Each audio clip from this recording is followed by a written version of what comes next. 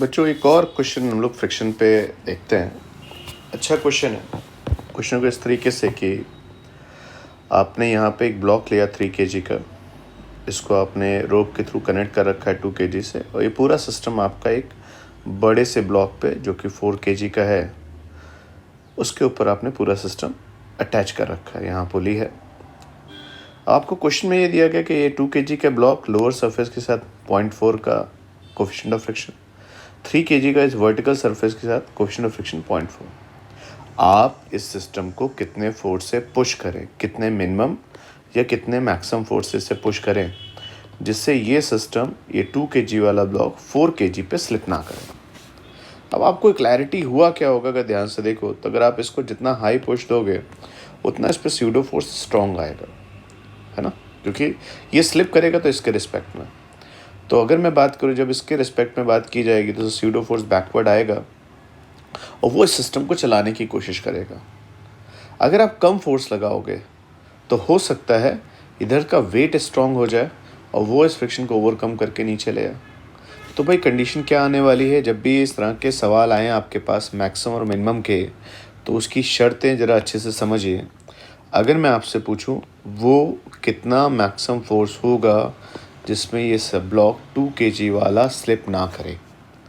अब इस बात को आप अच्छे से समझिए कि आपने एक ब्लॉक लिया, ये आपके पास ब्लॉक आ रहा है, ये आपने डायग्राम बनाया यहाँ पर ये बड़े ब्लॉक का, और आप कह रहे हैं कि सर कुछ ऐसा करना है कि सर ये जो आपका ब्लॉक है सो स्लिप ना करे, जो बड़ा ब्लॉक है उसके ऊपर छोटा ब्लॉक स्लिप ना करे। तो देखो ये 2 kg वाला ब्लॉक यहाँ पे आ गया, सर 3 kg वाला ब्लॉक इसके साथ यहाँ पे आ गया, यहाँ पे आपने एक पुली लगा दी और ये डायग्राम आपको क्लियर है, कहीं कोई स्लिपिंग नहीं है। तो अगर ध्यान से देखो तो ये 3 kg, ये 2 kg, ये 4 kg, कंबाइंड ब्लॉक कितने का हो गया सर? 4 kg, 2 kg, 3 kg को जोड़ा तो 9 kg का। तो आप जब इसको पुश करेंगे तो अगर कहीं कोई स्लिपिंग नहीं है तो ये 2 kg 4 kg का पार्ट है। आप चाहो तो यहाँ से इस बाउंड्री को हटा दो, 3 kg भी 4 kg का पार्ट है, तो श्योरली ये साथ में जाएंगे आगे। तो एक्सलेशन ऑफ सिस्टम कितना आएगा? तो अगर कोई स्लिपिंग नहीं है तो कॉमन एक्सलेशन जो तीनों ब्लॉक का होना चाहिए वो हो जाएगा force divide by total mass, and total mass is 4 + 3 + 2 that is F divide by 9। Clear? अब अगर मैं बात करूं ये जो आपके पास 4 kg वाला ब्लॉक था, मैं इसको ऑब्जर्व बनाता हूं, है ना। जब आप इसको ऑब्जर्व बनाओगे तो फोर्सेस ज़रा बताना कौन कौन से आएंगे। 2 kg वाला ब्लॉक जो यहाँ रखा है इस पर एक नॉर्मल रिएक्शन आएगा, इस पर एक वेट 20 आ गया। नॉर्मल रिएक्शन 20 बेटा बैलेंस फोर्सेस हैं, और आपका बैक डायरेक्शन में एक फोर्स आएगा MA, ये स्यूडो फोर्स है। 2 kg की बॉडी दी गई है आपको तो स्यूडो फोर्स आपके पास 2F/9 आएगा। मैक्सिमम का मतलब क्या होता है कि ये ब्लॉक जो है बच्चे, स्यूडो फोर्स का मतलब इसको, अब क्योंकि ऑब्जर्वर आपने किसको माना है? बड़े ब्लॉक को, तो ये तो रेस्ट पे आ गया। 2F/9 सिस्टम को चलाने ही वाला है तो इस पर फ्रिक्शन मैक्सिमम आएगा। कितना होगा? तो आप बोल दोगे μ/n। एक टेंशन भी आएगी, इसको T लिखा, और ये जो ब्लॉक बच्चे आपने हैंग कर रखा है उसके बारे में अगर देखा जाए तो क्या होगा?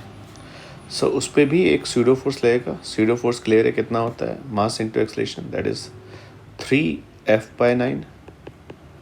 इस पर एक टेंशन अपवर्ड आएगा, इस बॉडी का वेट 30 डाउनवर्ड, और जैसे ये ब्लॉक इधर स्लिप करना चाह रहा है तो ये अप स्लिप करना चाहेगा और इस पर एक फ्रिक्शन डाउनवर्ड आएगा μn। n कैसे आया? क्योंकि स्यूडो फोर्स ने इस ब्लॉक को इसको वॉल के अगेंस्ट प्रेस किया होगा, तो एक स्यूडो फोर्स आपका यहाँ से, स्यूडो फोर्स से एक यहाँ पे नॉर्मल रिएक्शन आ गया, प्रेसिंग आ गई ना। 3F/9 ने प्रेसिंग करी तो 3F/9 n प्राइम को बैलेंस करेगा और ये आपका म्यू n प्राइम। अब एक बात पक्की है कि इस ब्लॉक के लिए वर्टिकल इक्विलिब्रियम है। अगर इस ब्लॉक के लिए वर्टिकल इक्विलिब्रियम है तो नॉर्मल रिएक्शन किसको बैलेंस करेगा? 20 को। 2F/9 एक फोर्स होगा जो अभी बैलेंस कर रहा है T + μn। μn आप शांति से लिख सकते हैं, μ 0.4 दिया गया है, 0.4 × 20 के अकॉर्डिंग वैल्यू 8 आ गई, तो 2F/9 = T + 8। इस बॉडी पे अगर ध्यान से देखो जो वर्टिकल है बॉडी, उसके लिए नॉर्मल रिएक्शन और 3F/9 बैलेंस फोर्स होंगे, रीज़न, क्योंकि 3F/9 स्यूडो फोर्स से आपने इस ब्लॉक को वॉल के अगेंस्ट प्रेस किया होगा, प्रेसिंग से एक नॉर्मल रिएक्शन आएगी, बैलेंस फोर्स। अब ये ब्लॉक अगर देखा जाए तो इक्विलिब्रियम में इसमें टेंशन अपवर्ड और म्यू एन प्राइम जो होगा 30 से बैलेंस हो। क्लियर? आप यहाँ पे टी की वैल्यू कितनी लिख सकते हैं, म्यू कितना है 0.4, इसको बच्चे हम 3F/9 प्लस 30 लिखते हैं। तो मेरे पास जो रिलेशन आया बच्चे वो यहाँ पे इस तरीके से आया कि दो वैल्यूज़ हैं मेरे पास, दो इक्वेशन है। एक है 2F/9 is equal to T plus 8, 2F/9 is equal to T plus 8, और दूसरी इक्वेशन बच्चे आपके पास है t इज इक्वल टू, इसे आप लिख सकते हैं 3/9, 3 आ गया बेटा आपके पास, एंड 4/30, तो 4F/30 प्लस 30। ओके, क्या बच्चे मैं यहाँ से t की वैल्यू अगर रखूँ तो मेरे पास रिलेशन क्या आ जाएगा, 2F/9 minus 8 is equal to 4F/30 plus 30।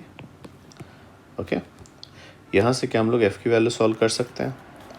तो अगर मैं इसको इस साइड बोरो करूँ तो 30 और साइड जाएगा तो 38 आ गया आपके पास। 2F/9 और 4F/9 बेटा लिखोगे तो एक बार को 30 से मल्टीप्लाई कर दो तो ये हो जाएगा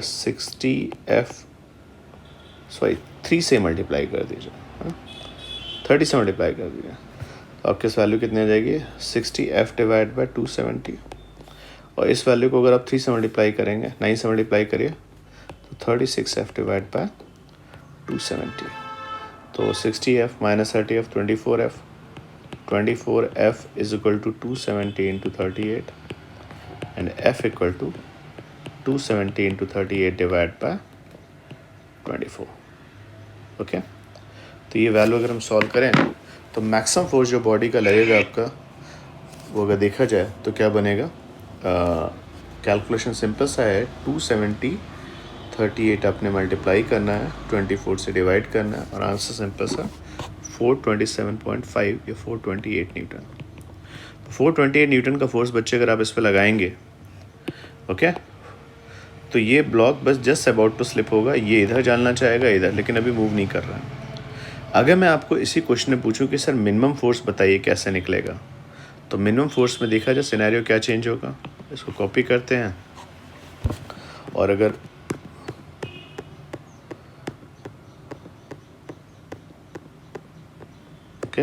डिस्कस करें। मान लीजिए आपने यहाँ पे मिनिमम फोर्स की बात करी, यहाँ पेश किया। अब आप बच्चे अच्छे ध्यान से देखो, मिनिमम का मतलब क्या होगा कि सर कम फोर्स लगाओगे तो स्यूडो फोर्स बैकवर्ड जो होगा कम आएगा, ये ब्लॉक आगे स्लिप करना चाहेगा और ये डाउनवर्ड आना चाहेगा। तो अगर ये डाउनवर्ड आना चाहता है तो इसके फोर्स को अगर ध्यान से देखो तो इस पर 30, इस पर अपवर्ड t, ये नीचे आना चाहेगा तो इस पर अपवर्ड कितना आ जाएगा बच्चे, म्यू एन प्राइम, और क्योंकि आप इसके फ्रेम में देखेंगे तो सर इस पर एक बैकवर्ड फोर्स आएगा 3A जो स्यूडो फोर्स होगा, और ये एन प्राइम आएगा। इक्वेशन क्लियर है, टी और म्यू एन प्राइम मिलके किसको बैलेंस करेंगे, 30 को, क्योंकि ब्लॉक चल नहीं रहा है अभी। एन प्राइम किसके इक्वल होगा, 3A बच्चे आपको क्लियर है कितना आया था, ए की वैल्यू अपने F/9 लिखी थी, है ना, तो F/9 के हिसाब से देखा जाए एक्सेलरेशन F/9 था ना, ठीक, तो ये वैल्यू F/3 आ गई, तो एन प्राइम की वैल्यू बेटा यहाँ पे आपके पास आ गई। ये नॉर्मल रिएक्शन बच्चे आपके F/3 आ रहा है, और T प्लस म्यू कितना है बच्चे 0.4, तो आपका ये value 0.4 into F/3 equal to 30, तो T plus 4F/30 equal to 30, ये रिलेशन आपके पास टेंशन और F का आ गया। सिमिलरली जो ब्लॉक टेबल पे रखा हुआ है आपने दिख रहा है, ये वाला ब्लॉक, इसकी क्वेश्चंस बेटा बनाइए, तो इस पे फोर्सेस कौन कौन से होंगे, तो इस पे एक नॉर्मल रिएक्शन आ रहा होगा n, इसका वेट आ रहा होगा डाउनवर्ड 20, इस पे राइट साइड में फोर्स एक टेंशन आएगा, इस पे बैकवर्ड स्यूडो फोर्स आएगा 2A, ए एक्सेलेरेशन हो गया और ये 2F/9 आ गया। क्लियर? तो टेंशन जो होगा बच्चे, और ये ब्लॉक किधर स्लाइड करना चाह रहा है, अगर ये नीचे आना चाह रहा है, इससे फ्रिक्शन अप है, तो ये इधर जाना चाहेगा, इससे फ्रिक्शन बैकवर्ड आएगा, और इसका फ्रिक्शन सिंपल सा म्यू एन लिख सकते हैं। तो इस बार टी किसको बैलेंस करेगा, 2F/9 स्यूडो फोर्स के साथ उसकी दोस्ती हो जाएगी म्यू एन की। तो 2F/9 म्यू कितना है बेटा 0.4, नॉर्मल रेशन कितना होगा सर, यहाँ पे 20 kg है तो ये 8 आएगा। तो 2F/9 + 8 = T। तो अब अगर दोनों को मैं इक्वेट करूँ, टी में मुझे कोई इंटरेस्ट नहीं है, तो वैल्यू सॉल्व करने पे क्या रिलेशन आता है, एक कहता है टी है 2F/9 + 8 और दूसरा कहेगा टी है 30 - 4F/30। क्लियर। तो अगर मैं इसको सॉल्व करूं तो 4F/30 एक टर्म आया आपके पास, है ना, ये 2F/9 आ गया और 30 - 8 22 आ गया। इस वैल्यू को आप अच्छे से देखोगे तो आपके पास से क्या लिख सकते हो, इसको 3 से मल्टीप्लाई कर दो तो ऊपर आ जाएगा 12F/90, इसको 10 से मल्टीप्लाई कर दो 20F/90 = 22 एंड F = 90 × 22 / 12। क्लियर। तो वैल्यू बेटा अगर देखी जाए तो क्या बनेगी आपके पास, भाई जो मिनिमम फोर्स होगा वो देखा जाए तो क्या बनना है आपका यहाँ पर, सर वो कहते हैं 90 है, 90 को 22 से मल्टीप्लाई करना है और 12 से डिवाइड कर देना है। तो वैल्यू बच्चे कितने आ गए 165। तो मिनिमम फोर्स और मैक्सिमम, मिनिमम फोर्स कितना आएगा आपके पास 165 और मैक्सिमम फोर्स कितना है आपके पास, minimum force is 165 and maximum force is in this scenario ये आपके कितना था 428। तो क्वेश्चन क्लियर है। से जब फोर्स अप्लाई करेंगे तो 165 और 428 के बीच में बात आएगी। तो 165 से कम होगा, अगर 165 से अगर कम होगा तो श्योरली बच्चे ये ब्लॉक इधर आगे जाना चाहेगा या नीचे जाना चाहेगा, और 428 से ज़्यादा होगा तो ये ब्लॉक पीछे और ये ब्लॉक ऊपर जाना चाहेगा। बिटवीन दिस रेंज आपके ये दोनों ब्लॉक 2 kg और 3 kg वाले 4 kg के रिस्पेक्ट में स्लिप नहीं करेंगे। ओके, तो ये आपका मैक्सिमम का आंसर आ गया और आपका मिनिमम का भी डिस्कशन है। नेक्स्ट क्वेश्चन देखें, बहुत अच्छा है, ये IIT का पूछा हुआ क्वेश्चन है। भाई आपने यहाँ पे देखो इंक्लाइंड प्लेन पे आपने रखा, ये आपके पास एक mkg का ब्लॉक आया, ये 6 kg का है, ये म्यू की वैल्यू 0.4, म्यू की वैल्यू 0.4। मिनिमम और मैक्सिमम वैल्यू m की बताइए। समझिए, अगर आप एक लिमिट से कम की वैल्यू m रखोगे तो हल्का ब्लॉक होगा 6 kg नीचे खींच ले जाएगा, अगर एक लिमिट से ज़्यादा रखोगे तो ये नीचे आएगा या अप जाएगा। तो जब एग्ज़ाम में सवाल मिनिमम और मैक्सिमम के आते हैं तो इनको पकड़ते कैसे हम लोग, तो आप बोलोगे सर मिनिमम और मैक्सिमम के जो क्वेश्चन बनते हैं बच्चे, देखा जाए केवल टेंडेंसी का डिफरेंस होता है। ठीक है, ये आपने यहाँ पे ब्लॉक लगाया, ठीक, ये पुली। अब बच्चे मिनिमम की बात करो, मिनिमम का मतलब क्या होगा, आपने बिल्कुल एक लिमिट से बिल्कुल जो होता है ना, बिल्कुल इतना फोर्स रखा है कि जस्ट 6 kg वाला ब्लॉक अगर इससे कम करते तो पक्के आधे नीचे स्लिप कर जाता। तो 6 सोचो ना, ये ब्लॉक और कम और हल्का रखते जाओगे 6 kg नीचे चला जाएगा। तो मिनिमम का मतलब क्या होगा, इससे कम किया तो ये नीचे चला जाएगा। इसका मतलब ये sir just about to slip की सिचुएशन में, जस्ट अबाउट टू स्लिप, और किस डायरेक्शन में, डाउनवर्ड डायरेक्शन में। तो ऑब्वियसली अगर ये नीचे जाना चाहेगा तो ये भी आपका ऊपर जाना चाह रहा होगा। तो इन दोनों पॉइंट से फ्रिक्शन की डायरेक्शन गेस करने में हमें हेल्प मिलती है। इस पर फ्रिक्शन इधर आएगा, कितना आएगा मैं साफ साफ लिख देता हूँ, 0.4 mg cos 37, 0.460 इंटू cos 37 4/5।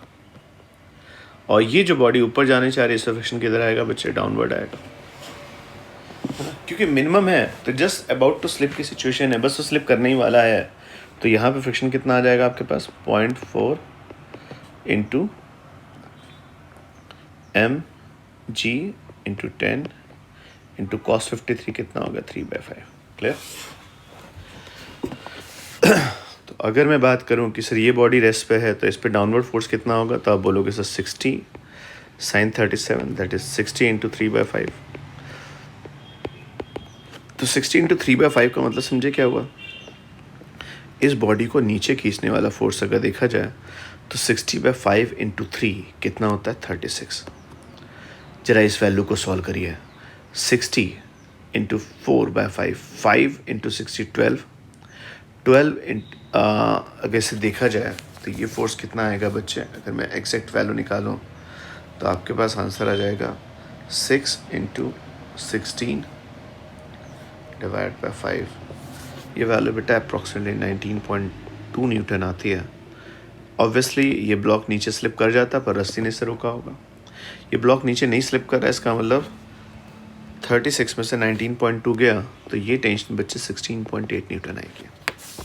अच्छा, इस साइड जो रस्सी है वो भाई सेम रोप है तो इस पर टेंशन 16.8 न्यूटन ही आनी चाहिए। इस पर डाउनवर्ड फोर्स कितना है बच्चे? जरा देखो, एक इसका फोर्स होगा mg sin theta. mg sin theta बोलिए कितना होगा? तो ये आप mg sin थीटा ऐसे लिख दीजिए क्योंकि वैल्यू तो सॉल्व नहीं कर सकते आप। और एक आपका डाउनवर्ड फोर्स और होगा जिसको आप क्या लिखोगे? 0.4 mg cos थीटा। बेसिकली ये म्यू एन है। तो देखा जाए ये बॉडी स्लिप नहीं कर रही है। 16.8 किससे बैलेंस हो रहा है? mg m इंटू 10 साइन, इस साइड एंगल देखोगे तो साइन 53 आएगा। साइन 53 कितना हो गया? 4/5, 0.4 into m into 10 into cos 53। Cos 53 is 3/5। जरा वैल्यू सॉल्व करी जाए कितनी आ रही है। सॉल्व करने पे आपके पास ये वैल्यू 8m आ जाएगी। ये वाली वैल्यू सॉल्व करोगे तो कितनी आ जाएगी? 0.4 m इंटू 10 तो 4 इंटू 3 12। तो ये वैल्यू बच्चे आपके पास आएगी 0.4, 10 इंटू 3/5 6, 2.4 m। तो 16.8 आपका आया आंसर। तो m की वैल्यू 16.8 डिवाइड बाय 10.4। तो अगर पूछो सर मिनिमम मास कितना होगा जिस पे सिस्टम रेस्ट पे रहे, ये वैल्यू अपने पास आती है 16.8 को हम डिवाइड कर देंगे 10.4 से। Answer is simple 1.62 kg। तो मिनिमम मास कितना होना चाहिए? इस मास से अगर कम हुआ तो पक्की बात ये नीचे और ये ऊपर चला जाएगा, अभी रुका रहेगा। और मैक्सिमम में कहाँ पे डिफरेंस आएगा? तो बच्चे एक बात समझने की कोशिश करो, मैक्सिमम में जो चेंज होगा केवल एक तरीके से स्लिप तो तब भी नहीं करेगा। बस डाटा में एक बात सोचनी पड़ेगी, मैक्सिमम मतलब क्या होता है? एक लिमिट से ज़्यादा फोर्स कर वेट रखा, यहाँ पे एक लिमिट से ज़्यादा वेट रखा तो इस ब्लॉक की जो टेंडेंसी होगी वो नीचे की तरफ स्लिप करने की। आप कहेगा भैया मैं भारी हूँ, मैं नीचे जा रहा हूँ। ऐसा करने से आपका mg sin थीटा तो नीचे ही आएगा। इस ब्लॉक के बारे में देखा जाए, ये मैक्सिमम पे नीचे जाना चाहेगा तो ये ऊपर स्लिप करना चाहेगा। इसकी टेंडेंसी अप स्लिप की है। तो इस पे देखा जाए फोर्स कौन से होंगे? mg sin थीटा, याद है ना? तो mg sin थीटा कितना होगा? 60 इंटू साइन 37। कितना हो जाएगा सर? वो तो 60 साइन 37 तो नीचे ही लगेगा 36। इसकी टेंडेंसी अगर ऊपर की तरफ स्लिप करने की तो इसका जो फ्रिक्शन वाला फोर्स था वो अब नीचे की तरफ हो जाएगा। फ्रिक्शन वाला फोर्स याद है कितना था? तो 19.2 था। अगर ये फोर्स 19.2 हो गया और ब्लॉक अभी भी स्लाइड नहीं कर रहा है तो ये टेंशन जो होगा mg sin थीटा और फ्रिक्शन दोनों को बैलेंस करेगा। तो t की वैल्यू यहाँ पे कोई पूछे तो 36 प्लस 19.2 के अकॉर्डिंग कितनी हो जाएगी? 55.2। क्लियर? अब अगर मैं पूछूँ सर इस पे ये ब्लॉक पे टेंशन, तो ये सेम टेंशन इस पे आएगी 55.2। और ये अगर नीचे जाना चाह रहा है तो सर इस पर डाउनवर्ड इसकी टेंडेंसी किधर है? सर ये हैवी मास रखा है तो नीचे जाना चाहेगा तो सर इसका फ्रिक्शन किधर आएगा? बैकवर्ड आएगा। और डाउनवर्ड फोर्स कितना होगा? mg sin theta. तो टेक्निकली बच्चे 55.2 की दोस्ती किसके साथ? म्यू mg cos थीटा के साथ मिल के किसको बैलेंस करेगी? mg sin theta. क्लियर? ये आपके पास डिस्कशन आता है। तो अगर मैं इस वैल्यू को सॉल्व करूं बच्चे तो क्या आंसर बनेगा देखना। तो 55.2 म्यू की वैल्यू बच्चे क्वेश्चन दी गई कुछ क्या आपको? म्यू शायद आपको 0.4 दिया गया था, है ना? तो म्यू कितना आ गया बच्चे यहाँ पे आपके पास? 0.4।